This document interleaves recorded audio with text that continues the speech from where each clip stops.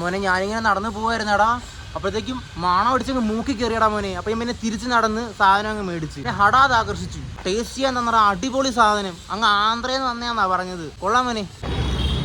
എസ്റ്റ് നോക്കാം 100. ആ കിളിഞ്ച് വാരി ഇപ്പം എങ്ങനെ ഇരിക്കണ്? ഞാൻ 140 രൂപയുടെ മാങ്ങ അറിയാത്ത ഭാഷയിൽ കന്നഡയിൽ എങ്ങനെയൊക്കെയോ ആംഗ്യ ഭാഷ കാണിച്ച് വില പേശി 120 രൂപയ്ക്ക് മേടിച്ച്.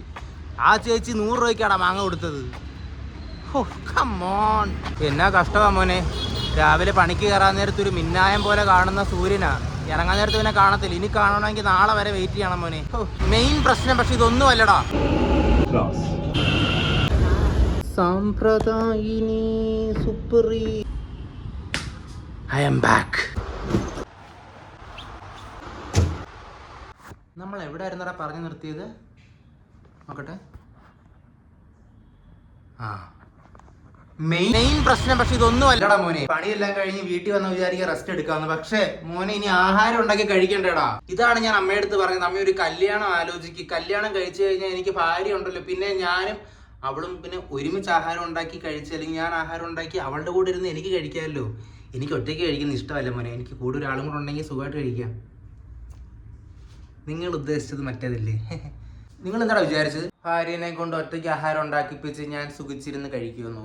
അല്ല മോനെ, ഞാൻ ഉണ്ടാക്കിയിട്ട് ഞങ്ങൾ ഒരുമിച്ചിരുന്ന് കഴിക്കും എന്നാണ് ഞാൻ ഉദ്ദേശിച്ചത്. സത്യം. എടാ, ഇന്ന് അടുക്കളയിലേക്ക് സാധനം മേടിച്ചതിൻ്റെ ബില്ല് കാണിച്ചു തരാം. വൻ കോമഡിയാ.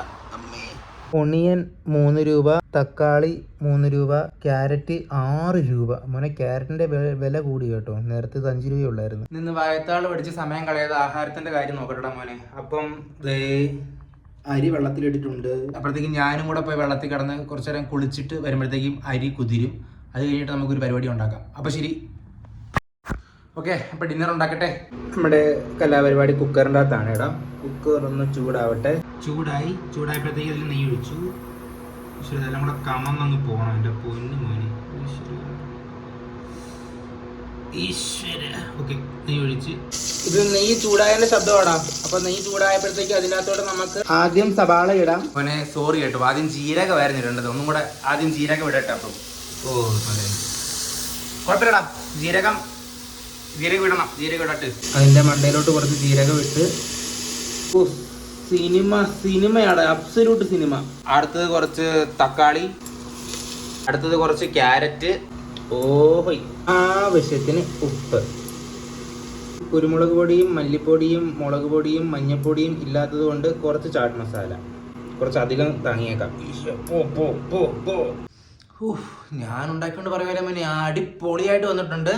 ഇനി ഇതിൻ്റെ അകത്ത് അരി ഇട്ടിട്ട് വെള്ളം ഒഴിച്ച് 2-3 വിസിലടിക്കുമ്പോൾ കാര്യം സെറ്റാവും മോനെ. അപ്പോൾ എല്ലാം കഴിഞ്ഞിട്ട് ചോറിട്ട് അതിനകത്ത് വെള്ളം ഒഴിച്ചിടാ. പിന്നെ നമുക്ക് മനസ്സറിഞ്ഞ് ദൈവത്തിനെ വിളിച്ച് ഇതങ്ങ് അടച്ചു വയ്ക്കാം. ഭഗവാനേശ്വര നന്നായി വരണേ.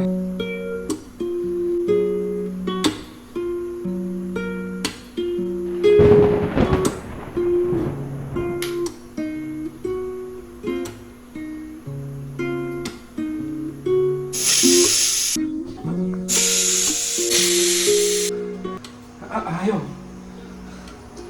എനിക്കിപ്പം തുറന്ന് കാണാൻ പറ്റുമോ? ടൊമാറ്റോ റൈസ് ആടാ. അവസാനം വന്നു മോനെ. എത്ര നേരത്തെ കഷ്ടപ്പാടും പ്രാർത്ഥനയാണെന്നറിയാവോ? അവസാനം ഇവൻ എൻ്റെ ലോകത്തെത്തി, കുട്ടപ്പൻ. എന്നാ പിന്നെ ടൊമാറ്റോ റൈസ് കഴിച്ചിട്ട് കിടക്കട്ടെ മോനെ. അപ്പോൾ ശരി, നാളെ കാണാം. ചാച്ചാ. തൊണ്ടയിൽ നിന്ന് ഇറങ്ങത്തില്ല മിക്കവാറും. തൈരെടുക്കട്ട്.